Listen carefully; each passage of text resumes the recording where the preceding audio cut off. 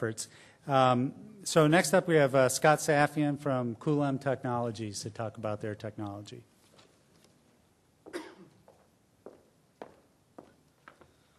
Thank you very much. And before I get started here this afternoon, I really want to warmly thank Margaret and Ted Peck for making sure that, and being persistent enough that I didn't spend the coldest summer in California that we've seen in 50 years.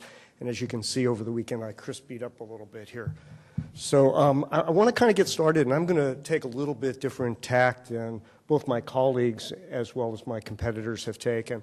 I'm not going to PowerPoint you to death this afternoon. We've been into this thing for almost 2 hours now, and I've heard some tremendous presentations because as much as some of us compete here, we're all colleagues as well, and it's important for all of us, all of you out in the audience listening to all of us, as well as all of us sitting here and the car manufacturers, that we all work together because this is a big moment. And when you're talking about, as Ted Peck mentioned, the revolution is here. It really is here right now. And I couldn't help, as I listened to my colleagues from the automobile manufacturers, I couldn't help but think about some of the questions that then came back to them and how much enthusiasm I've seen here in Hawaii over the last 18 months of my coming here fairly regularly, and certainly from the tone of the questions as well. But if we are going to be successful in this revolution, if we're going to be successful in being able to help all of the manufacturers bring electric vehicles or plug-in hybrids or hybrids to the market, we can't be successful without ample infrastructure.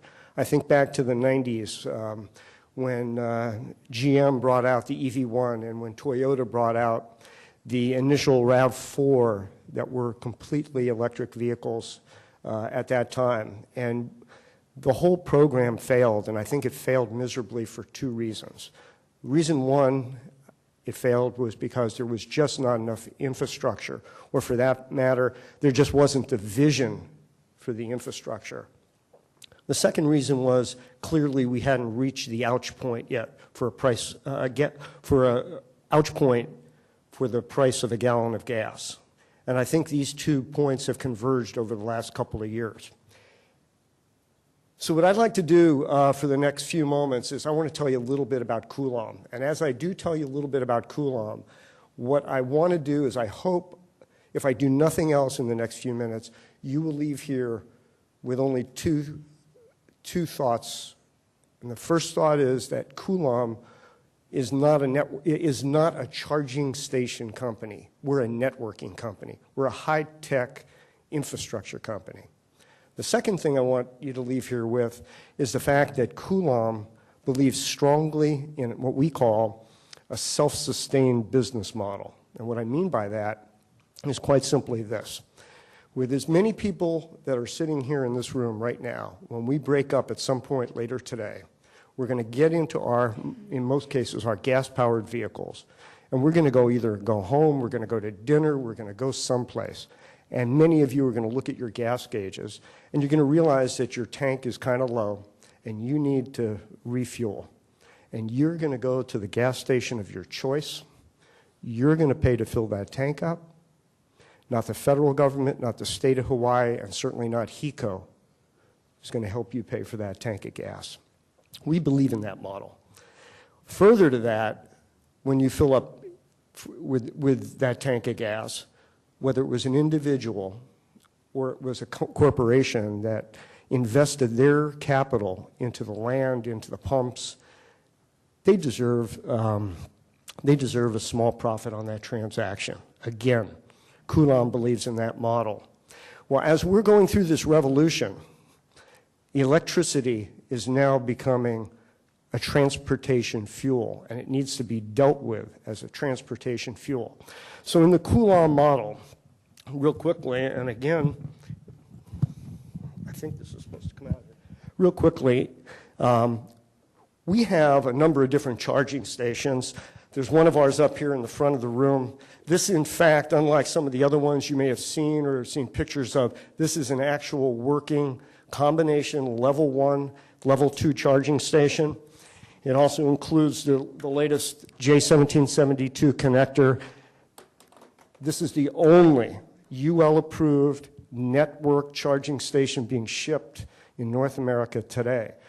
And it's being shipped against a federal DOE grant called the ChargePoint America grant that Coulomb won about 4 months ago, servicing 9 markets in North America right now, where we're going to ship 4,600 charging stations, combination home charging stations as well as public charging stations. Many of those markets have already seen and had installations already done.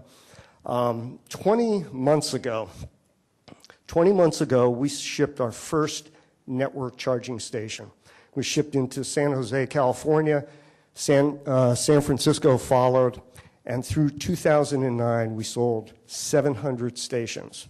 This year, we're on track for 7,000 to 10,000. We expect 25,000 to 35,000 of these stations to be sold in the next year. The other point I wanted to make was, I started talking earlier about the fact that we're a networking company. There are 7 execs on our team, all of which have come from the networking industry in Silicon Valley. And all of us know what it's like to build out infrastructure. Because as I divorced myself from the other 6 members of the team, the more technical guys through the 90s actually created all the products that make it so easy for everybody to jump on the internet and surf the web, do email, do whatever it is we do. So when we started shipping stations 20 months ago, not only were the stations functional, but the entire network was functional.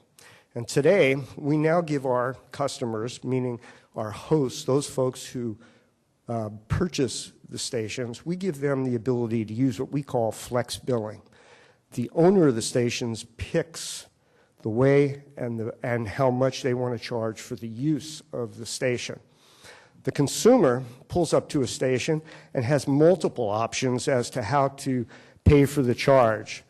The consumer can quite simply use that same RFID card that Brian had talked about just a few minutes ago. We brought this to market 20 months ago. A consumer can also use a smart credit card to wave in front of the machine. Or if you've got neither and you're a new user of an EV, you can pull up in front of any of our charging stations where there's an 800 number and actually get a human being who will start the charging process for you. But now that we're really, as I mentioned before, we're really networking people. The other thing you can do, and you can jump on our website tonight or go to iTunes. Today you can locate every one of our stations right on your iPhone or right on your BlackBerry, and you're able to not just get turn-by-turn directions to it, but you can use this to start and stop the charging process. So again, we're a networking company, an infrastructure company, and again, we believe in that self-sustained business model. And again, I'm not paying attention to my slides. I promised you I wouldn't.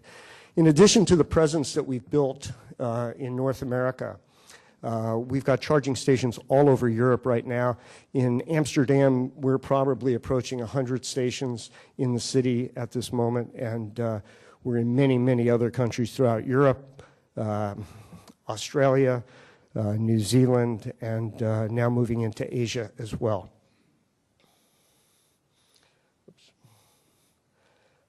I talked a little bit earlier about the different methods that you can use to start and stop a charging session. I just want you to know that we're looking forward to working with the state of Hawaii. We're looking to work with HECO here and Maui Electric in Maui. Maui was the first island in the islands here that installed some of our stations through high wind power. And we even have a couple of stations right here in Honolulu that have gotten a lot of press over the last 15 months. So again, I want to thank you all. We're an infrastructure company, we're a networking company, and we're a company that has been shipping product for 20 months now. Thank you again.